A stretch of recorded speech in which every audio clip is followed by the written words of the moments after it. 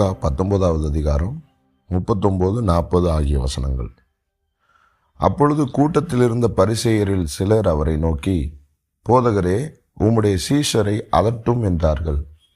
அவர்களுக்கு அவர் பிரதியுத்தரமாக, இவர்கள் பேசாமல் இருந்தால் கல்லுகளே கூப்பிடும் என்று உங்களுக்கு சொல்லுகிறேன் என்றார். இவர்கள் பேசாமல் இருந்தால் கல்லுகளே கூப்பிடும். ஆண்டவர் இயேசு கிறிஸ்துவை விசுவாசித்த மக்கள், கர்த்தருடைய நாமத்தினாலே வருகிறவர் ஸ்தோத்தரிக்கப்பட்டவர், தாவீதின் குமாரனுக்கு ஓசானா அப்படிலாம் சொல்லி அவரை வாழ்த்தி வரவேற்கிறத பார்த்து பொறுக்க முடியாத அந்த மதவாதிகள் கூட்டம் இயேசு கிறிஸ்துவை பார்த்து சொல்கிறாங்க, உங்கள் சீஷரை கொஞ்சம் அதட்டுங்க, அவங்கள கொஞ்சம் நிறுத்துங்கன்னு சொல்லிட்டு அவங்க சத்தம் போடுறாங்க. அப்போ ஆண்டவர் இயேசு கிறிஸ்து அவங்க இடத்துல சொல்கிற வார்த்தை தான், இவங்க பேசாமல் இருந்தால் கல்லுகளே கூப்பிடும் அப்படின்றார். அப்போது கல்லுகள் கூப்பிடுமா?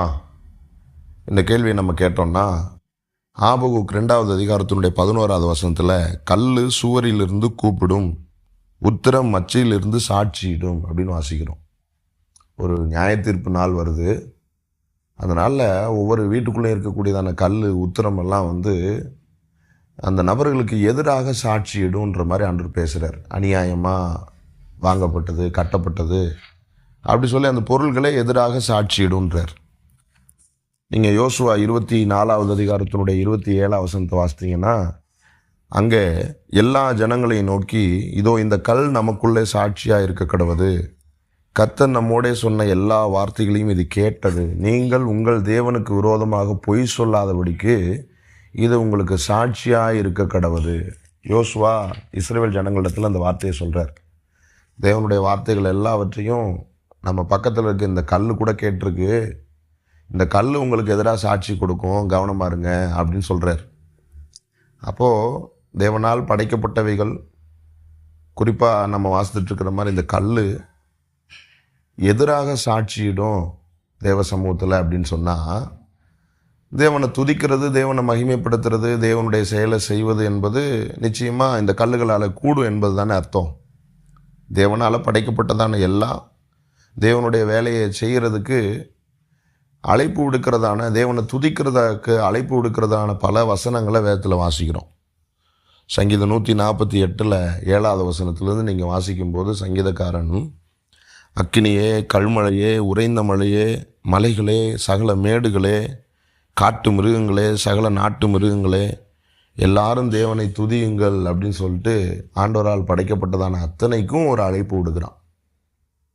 அப்போது எல்லாம் தேவனை துதிக்கும், எல்லாம் தேவனுடைய வேலையை செய்யும் அப்படிங்கிறது தான் நம்ம புரிஞ்சுக்கிறோம். மத்தேயு 3வது அதிகாரத்தினுடைய 9வது வசனத்தில் யோவான் ஸ்நானகன் சொல்கிறாரு, நீங்கள் உங்களுக்குள்ளே ஆபிரகாமின் பிள்ளைகள் என்று சொல்லிக்கொள்ள தொடங்காதிருங்க. ஆண்டவர் இந்த கல்லுகள்னால கூட ஆபிரகாமுக்கு பிள்ளைகளை உண்டு பண்ண வல்லவராக இருக்கிறார் அப்படின்றார். அப்படின்னா எல்லாம் தேவனை துதிக்கும், எல்லாம் தேவனை மகிமைப்படுத்தும் அப்படிங்கிறது மட்டும் இல்லை, அப்படி செய்ய வைக்கிறதுக்கு ஆண்டவர் வல்லவராக இருக்கிறாரு. அதை நம்ம அறிய வேண்டியது, உணர வேண்டியது அவசியமாக இருக்குது.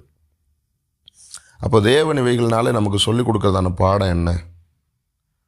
மனிதர்களாகிய நாம தான் தேவனை துதிக்கணும், தேவனுடைய வேலையை செய்யணும் அப்படிங்கிறது ஆண்டவருடைய விருப்பம். ஒருவேளை நாம் செய்யலை அப்படின்னா அந்த இடம் மற்றவங்களுக்கு கொடுக்கப்படும் அப்படிங்கிறது தான் ஆண்டவர் சொல்கிறார். இந்த மனிதர்கள் தேவனை துதிக்கலை அப்படின்னா, மனிதர்கள் தேவ நாமத்தை உயர்த்தலை அப்படின்னா, ஆண்டவர் சொல்கிறார், கல்லுகள் அந்த வேலையை செய்யும். கல்லுகளை செய்ய வைக்க ஆண்டவரால் முடியும். நமக்கு தெரியும், பிழையாம் ஆண்டுடைய சித்தத்துக்கு எதிராக இஸ்ரவேல் ஜனங்களை சபிக்கிறதுக்காக அவன் புறப்பட்டு போகும்போது வழியில் ஆண்டவர் தேவதூதனை எதிராக நிறுத்தினார். ஆனால் அது அவன் கண்ணுக்கு தெரியல. அவனை சுமந்து போகிறதான கழுதைக்கு தெரியுது. அந்த கழுதையை 3 முறை அவன் அடித்த போது ஆண்டவர் அந்த கழுதையினுடைய வாயை திறந்தார். கழுதை பேசுனுச்சான். கழுதை பேசினதுக்கப்புறம் தான் பிழையாமுக்கே விஷயம் புரியுது. யோனா கர்த்தருடைய வார்த்தைக்கு கீழ்ப்படியாமல் போகும்போது அவனை காப்பாற்றுகிறதுக்கு ஆண்டவர் மீனுக்கு கட்டளை இடுகிறார். யோனா கீழ்ப்படியலை. யோனா நினிவே ஜனங்களை காப்பாற்றுகிறதுக்கு முன் வரல. ஆனால் மீன் கர்த்தருடைய வார்த்தைக்கு கீழ்ப்படியுது. கர்த்தருடைய தீர்க்கதரிசியை காப்பாற்றுகிறதுக்கு முன் வருது. எஸ்தர் புஸ்தகத்தில் 4வது அதிகாரம் 14வது வசனத்தை வாசிக்கும்போது மொர்தெக்காய் எஸ்தர்கிட்ட சொல்கிறார், நீ இந்த காலத்திலே உதவியாக இருக்கும்படி ராஜ மேன்மை உனக்கு கிடைத்திருக்கலாமே, யாருக்கு தெரியும், நீ மௌனமாக இருந்தால் யூதருக்கு சகாயமும் ரட்சிப்பும் வேறொரு இடத்திலிருந்து எழும்பும் அப்படின்றார். அப்போ நமக்கு கொடுக்கப்பட்டதான அழைப்பு, பணி, வாய்ப்பு இதெல்லாம் நம்ம புரிஞ்சுக்கிட்டு அதை சரியாக பயன்படுத்திக்கல, ஆணுடைய சித்தத்தை செய்யலை அப்படின்னு சொன்னால் நம்ம இடத்துல இன்னொருத்தரை கொண்டு வச்சு ஆண்டவர் அவருடைய வேலையை செய்ய அவரால் முடியும். மேன்மை அவங்களுக்கு போயிடும். தெபோராளுங்கிறதான நியாயாதிபதி பாராக்குக்கு கர்த்தருடைய வார்த்தையை சொல்கிறாங்க, ஆண்டவர் உன்கிட்ட சொல்லலையா, நீ போய் ஜனங்களோட எதிராளிகளோட எதிர்த்து நில்லு, சண்டை போடு அப்படின்னு சொன்னால் அவர் போகிறதுக்கு தயங்கிக்கிட்டு என் கூட வேறு யாராவது வந்தால் தான் நான் போவேன் அப்படின்றார். அப்போது ஆண்டவருடைய வார்த்தையை அவங்க சொல்கிறாங்க, நியாயாதிபதிகள் 4:9, நீ போகிற இந்த பிரயாணத்தில் உண்டாகிறதான மேன்மை உனக்கு கிடையாது, ஆண்டவர் இந்த மேன்மையை ஒரு பெண்ணுக்கு கொடுக்க போகிறார் அப்படின்றார். அப்போது நம்ம தைரியமாக ஆண்டவருடைய சித்தத்தை புரிஞ்சுக்கிட்டு அதன்படியே செய்கிறதுக்கு நம்மளை ஒப்பு கொடுத்தோம்னா மேன்மை நமக்கு, ஆசீர்வாதம் நமக்கு. இல்லைன்னா நம்ம இடத்த இன்னொருத்தர் எடுத்துக்கொள்ள முடியும். நமக்கு கிடைக்கப்பட இருந்ததான அந்த மேன்மையை, ஆசீர்வாதத்தை இன்னொருவர் எடுத்துக்கொள்ள முடியும். அதனால தான் வெளிப்படுத்தின விசேஷம் 3:11 இப்படி நம்மளை எச்சரிக்கிறது, ஒருவனும் உன் கிரீடத்தை எடுத்துக்கொள்ளாதபடி உனக்குள்ளதை பற்றி கொண்டிரு. அப்போது நமக்கு ஆண்டவர் வச்சிருக்கான ஆசீர்வாதத்தை தக்க வைத்துக் கொள்ளுகிறதுக்கு ஜாக்கிரதையாக இருப்போம். ஆண்டவர் நம்ம ஒவ்வொருவருக்கும் கிருபை செய்வாராக. ஆமென்.